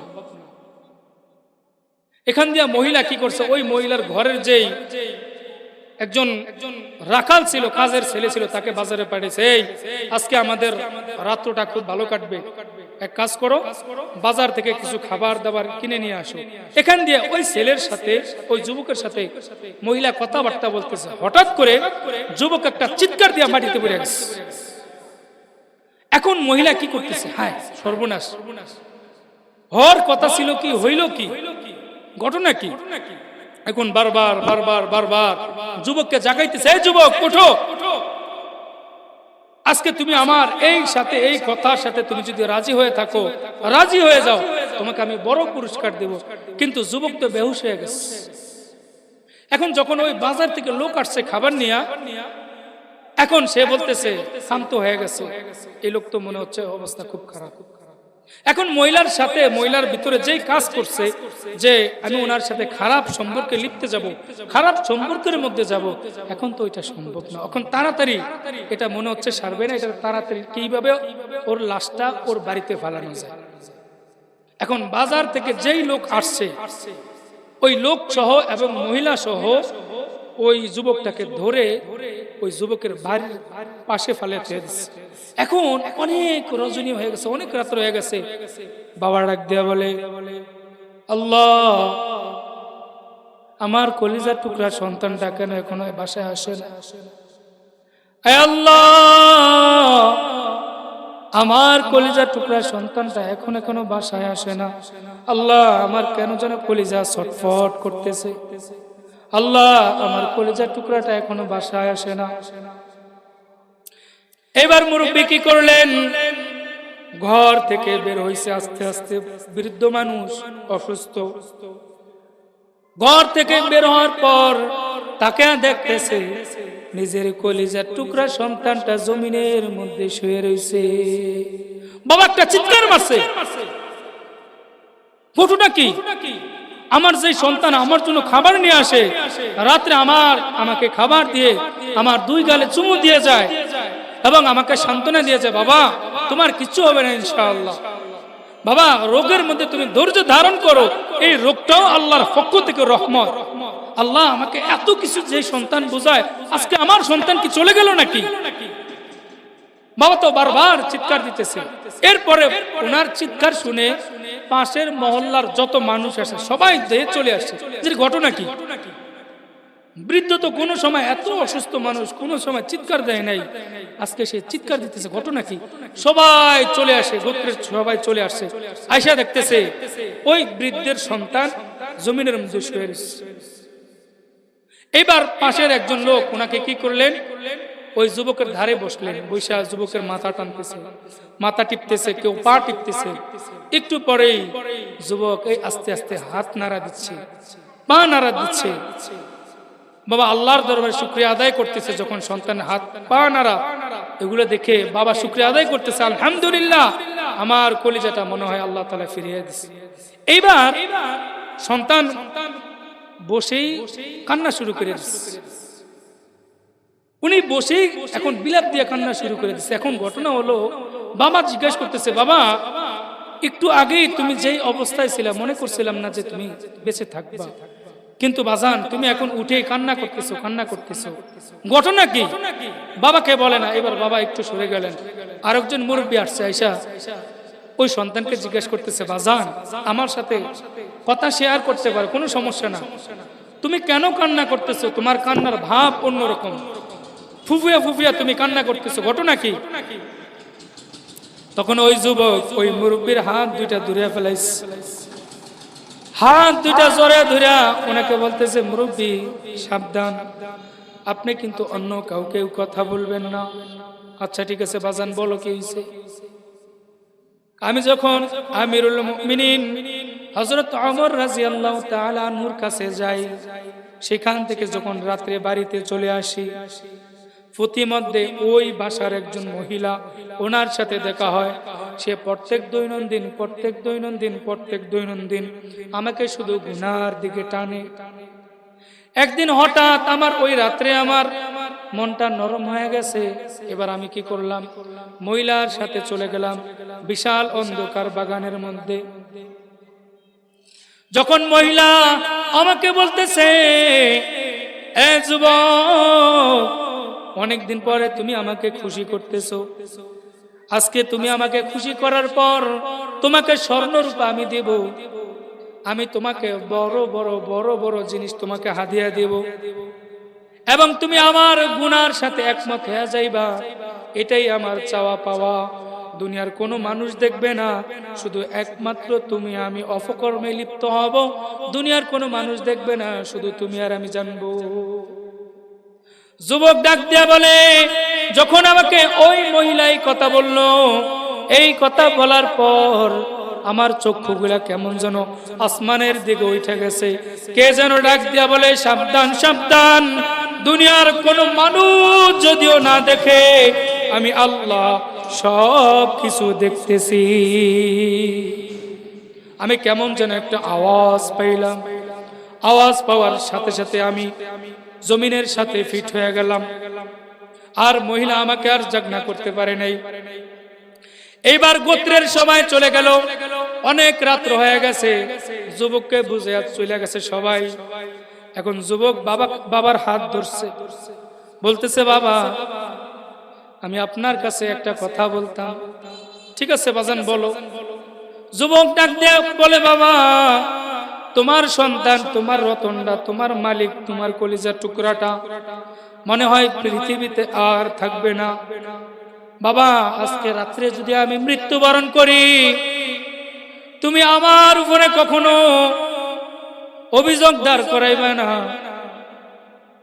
বাবা তুমি আমাকে মাফ করে দিও। বাবা আজকে রাত্রে যদি আমি মৃত্যুবরণ করি, দুনিয়ার কোনো মানুষকে জানাইবা না তুমি অসুস্থ অবস্থায় আছো, আমি দেখতেছি, তারপরও তুমি নিজে অসুস্থ হইলেও যদি আমি এই রাত্রে মৃত্যুবরণ করি, এই রাত্রেই আমাকে দাফন করে দিবা, যাতে দুনিয়ার কোনো মানুষ না জানে। রাত্র হইতে হইতে যখন অনেক রজনী হয়ে গেছে, হঠাৎ করে যুবক দেখতেছে লড়াচড়া নেই। যুবক দুনিয়ার থেকে চির বিদায় নিয়ে বাবার কোলেই চলে গেছে। এখন বাবা কি করলেন, সন্তানের ওসিয়ত অনুযায়ী বাবা নিজেই হাফুর দিয়ে দিয়ে কি করলেন, মাটি খুঁড়লেন।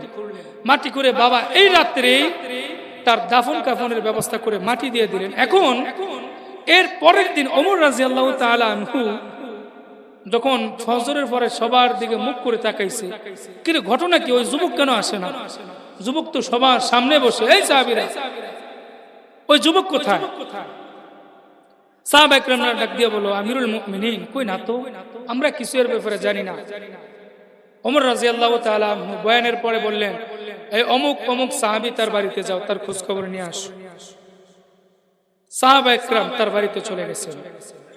যা ডাক দিয়ে বলে, যুবক, আমিরুল মুমিনিন অর্ধ জাহানের খলিফা আমাদেরকে পাঠাইছে তোমাকে নিয়ে যাওয়ার জন্য, এবং তোমার কি অবস্থা জানার জন্য অর্ধ জাহানের খলিফা হযরত ওমর পাঠাইছেন। যখন সবাই ঘরের মধ্যে ঢুকলো, বৃদ্ধ বাবা এবার চিৎকার করে কান্না করে উঠছে। ডাক দিয়া বলে, আমার ছেলে আর দুনিয়ার মধ্যে জীবিত নেই। সাহাবা একরাম ডাক দিয়া বলে, এটা আবার কেমন কথা? কোথায় তাহলে সে? কারা দাফন করলো? ডাক দিয়া বলতেছে, সে একটু মৃত্যুর আগে আমাকে বলে গেছেন, বাজান, আমি যখন মৃত্যুবরণ করব, কাউকে তুমি খবর দিবা না, তুমি একাই জানাজার নামাজ পড়বা, তুমি একাই দাফন করবা, তুমি একাই আমাকে কবরের মধ্যে নামিয়ে দিবা। আমার ছেলের ওসিয়ত অনুযায়ী আমি কি করলাম, দাফন কাফন করে দিলাম। সাহাবা একরাম এই কথা শুনে তাড়াতাড়ি আমিরুল মুমিনিন হযরত ওমর রাদিয়াল্লাহু তাআলা আনহুর কাছে চলে গেছে। আমিরুল মুমিনিন, ঘটনা তো বড় কিছু হয়ে গেছে। কি হয়েছে? গত রাত্রে ওই যুবক এরকম ভাবে অসুস্থ হয়েছে। এরপরে অনেক রজনীতে সে মৃত্যুবরণ করছে। তবে মৃত্যুর আগে তার পিতাকে ওসিয়ত করিয়া গেছে, আমি যদি মৃত্যুবরণ করি দুনিয়ার কোনো মানুষকে জানাইবা না, তুমি নিজে আমাকে গোসল দিবা, তুমি নিজে আমাকে দাফন কাফন করবা, তুমি নিজে আমাকে কবরের মধ্যে নামিয়ে দিবা। আমিরুল মুমিনিন সকল সাহাবা একরামদেরকে বললেন, ও সাহাবারা সবাই দাঁড়াও। সকল সাহাবা একরাম দাঁড়াইছেন। সকল সাহাবা একরামের সাথে পরামর্শ করলেন, আজকে আমরা যেইখানে যাব, আমাদের মূল গন্তব্য স্থান যেখানে, আমরা ওই পথি মধ্যে দিয়ে যাব যেখানে যুবককে কবর দেওয়া হয়েছে। তোমরা কবর দেখে আসছো? যে আমিরুল মুমিনিন, আমরা কবরটাও দেখে আসছি। তো চলো আমরা ওই গন্তব্য স্থানে যাওয়ার আগে যুবকের কবর আমরা কি করব, কবর জিয়ারত করে যাব। এবার সাহাবা একরাম সহ আমিরুল মুমিনিন হযরত ওমর রাদিয়াল্লাহু তাআলা আনহু সহ এবার যাইতেছেন যুবকের কবরের পাশ দিয়া। যখন যুবকের কবরের পাশে চলে আসছেন, আমিরুল মুমিনিন ডাক দিয়ে বলেন, এই যুবক, তুমি আল্লাহর হুকুমে কথা বলতে থাকো। আমি আমিরুল মুমিনিন এখানে চলে আসছি, তুমি আল্লাহর নামে আমার সাথে কথাবার্তা বলতে থাকো। এখন সাহাবা একরাম ডাক দিয়ে বলে, আমিরুল মুমিনিন যেভাবে এখন ডাকতেছে, কি এই কবর থেকে কথা বলবে? না, সম্ভব না। কিভাবে সম্ভব? এরপরে সাহাবা একরাম ডাক দিয়ে বলে, না, অসম্ভবের কিছু না। যেখানে যুদ্ধের ময়দানে আমিরুল মুমিনিন আমাদেরকে 1000 মাইল দূর থেকে ডাক দিয়েছে, আমরা 1000 মাইল দূর থেকে শুনেছি যে আল্লাহ আমিরুল মুমিনিনকে 1000 বছর 1000 মাইল দূরে রাখা, যেখানে আমিরুল মুমিনিনের আওয়াজ যুদ্ধের ময়দানে পৌঁছাইতে পারে, সেখানে আল্লাহ আমিরুল মুমিনিনের কথা এই কবরের মধ্যে নিশ্চয়ই পৌঁছাইতে পারে। যে আমিরুল মুমিনিন মিশরের নল নদী, যেখানে নীল দরিয়া, যেখানে কোনো পানি নাই, হযরত আমিরুল মুমিনিন কি করছেন, একটা চিঠি লিখছেন। নীল নদের দরিয়া কি কইছে, একদম শুকিয়া অবস্থা, পুরাই খারাপ, মনে হচ্ছে এখানে কোনো পানি ছিল না। আমিরুল মুমিনিন কি করছেন, একটা চিঠি লিখছেন। চিঠি লিখে বলছেন, এটাকে কি করো, নীল দরিয়ার মধ্যে ফালাইয়া দাও। একটু পরে দেখতেছে চিঠিটা ফালাইতে দেরি, নীল নদ কোথার থেকে পানি এসে কানায় কানায় সবকিছু ভরে গেছে। সুবহানাল্লাহ। সাহাবা একরাম ডাক দিয়ে বলে, যে হযরত আমিরুল মুমিনিন ওমরের কথায়, একটা চিঠির কথায়, একটা চিঠির লেখায় নীল নদের পানি ভরপুর হয়ে যায়, যেখানে আমিরুল মুমিনিন 1000 মাইল দূর থেকে আমাদেরকে আওয়াজ দেয়, 1000 মাইল দূর থেকে আমরা শুনি, সেখানে নিশ্চয়ই আজকে আমরা বড় একটা ঘটনা দেখতে পাইব। দেখি কি হয়। আমিরুল মুমিনিন ডাকতে বলে, যুবক, তোমার সকল ঘটনা শুনেছি, আমি হযরত ওমর আল্লাহর কসম তোমাকে ভালোবাসি। এ যুবক, তুমি আল্লাহর ভয়ে, গুনার ভয়ে, তুমি আখিরাতের ভয়ে তুমি গুনাহ ছেড়ে দিয়েছো। গুনার ভয়ে দুনিয়ার কোনো মানুষ তখন সজাগ ছিল না, এমনকি আমি হযরত আমিরুল মুমিনিনও খবর নিতে পারি নাই। সেই গুনার স্থলে তুমি পারতা গুনার কাজ ছেড়ে আসতে পারতা, কিন্তু আল্লাহর আযাবের ভয়, আল্লাহর দিকে তাকায়া চিৎকার করে তুমি এখানে পড়ে গেছো। আল্লাহর আযাবের ভয়ে তুমি পড়ে গেছো, আল্লাহর ভয়ে পড়ে গেছো। আমি তো কোরআনে কারীমের আয়াত পড়েছি, ওয়ালিমান খাফা মাকামা রাব্বিহি জান্নাতান। কেউ যদি আল্লাহরকে ভয় পেয়ে, আল্লাহর সম্মুখে দণ্ডায়মান হওয়াকে ভয় পেয়ে গুনাহ ছেড়ে দেয়, গুনার থেকে চলে আসে, আল্লাহ ডাক দিয়া বলেন, হে পয়গম্বর, আপনি জানিয়ে দেন, আমি তাদেরকে একটা জান্নাত দিব না, আমি আল্লাহ তাআলা তাদেরকে ডাবল জান্নাত দান করব। সুবহানাল্লাহ। ওয়ালিমান খাফা মাকামা রাব্বিহি জান্নাতান। যারা আল্লাহ তাআলাকে ভয় পেয়ে গুনাহ ছেড়ে দেয়, আল্লাহ তাআলার সম্মুখে দণ্ডায়মান হওয়াকে ভয় পেয়ে গুনার ধারে কাছেও যায় না, আল্লাহ তাআলা ডাক দিয়া বলেন, আমি আল্লাহ তোমাদেরকে দুনিয়াতে সুসংবাদ দিলাম, জানিয়ে দিলাম, আমি আল্লাহ তোমাদেরকে 2টা জান্নাতের মালিক বানাবো। সুবহানাল্লাহ। আমিরুল মুমিনিন ডাক দিয়া বলে, হে যুবক, কবর থেকে আল্লাহর নামে আমার সাথে কথা বলো। আমার আল্লাহ যেই ওয়াদা করেছেন তোমার সাথে, সেই ওয়াদা কি আমি আল্লাহ, আমার আল্লাহ পূরণ করছে কিনা? আমার আল্লাহ তো বলছেন, গুনাহ ছেড়ে দিলে, আমি আল্লাহর সম্মুখে আযাবের ভয়ে গুনাহ ছেড়ে দিলে ডাবল জান্নাত পাইবা। তুমি এই জান্নাত আমি আল্লাহর তরফ থেকে তুমি পাইছো কিনা? একটু পরে কবর থেকে সুন্দরভাবে আওয়াজ চলে আসছে, হে আমিরুল মুমিনিন, আমার সালাম নিবেন। আসসালামু আলাইকুম আমিরুল মুমিনিন। আল্লাহ তাআলা আমার মৃত্যুটাকে এমন সুন্দর, এমন জান্নাতি মৃত্যু দিয়েছেন, আমার মৃত্যুর আগে আল্লাহ তাআলা হাজার হাজার ফেরেশতা পাঠিয়ে দিয়েছেন। আমি দেখতেছি ফেরেশতারা জান্নাত ধরে রাখছে, আমি দেখতেছি মালাকুল মউত আজরাইল আয়েশা আমাকে সালাম দিতেছে, আমি দেখতেছি আমার মৃত্যুর আগে রহমতের ফেরেশতারা আয়েশা আমাকে সালাম দিতেছে এবং বলতেছে, হে পবিত্র আত্মা, আল্লাহ তাআলার জান্নাত তোমার জন্য রেডি। আল্লাহ তাআলা পাঠাইছেন তোমাকে জান্নাতে নিয়ে যাওয়ার জন্য। সুবহানাল্লাহ। ইয়া আমিরুল মুমিনিন, আমি হাসতে হাসতে ওই জান্নাতের দিকে তাকায়া, আমি হাসতে হাসতে ওই রূহটা কোন সময় বের হয়ে গেছে আমি বলতেও পারি নাই। সুবহানাল্লাহ। ডাক দিয়া বলে, আমিরুল মুমিনিন হযরত ওমর, আল্লাহ তাআলা ওয়াদা করেছেন, ওয়ালিমান খাফা মাকামা রাব্বিহি জান্নাতান। আল্লাহ বলছেন, কেউ যদি গুনাহ ছেড়ে দেয়, আল্লাহ তাআলাকে ভয় পেয়ে, আল্লাহ বলছেন 2টা জান্নাত দান করবে।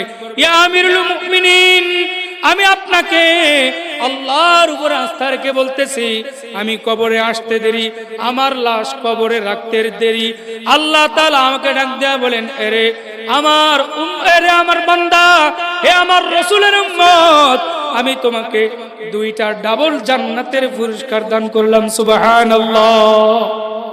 একটু পরে আয়েশা দেখতেছি জান্নাতের ফেরেশতারা আমাকে সুন্দর পোশাক পরায় দিচ্ছে, কেউ আমার টুপি পরায় দিচ্ছে, কেউ আমাকে জান্নাতের সুন্দর কাপড় পরায় দিচ্ছে।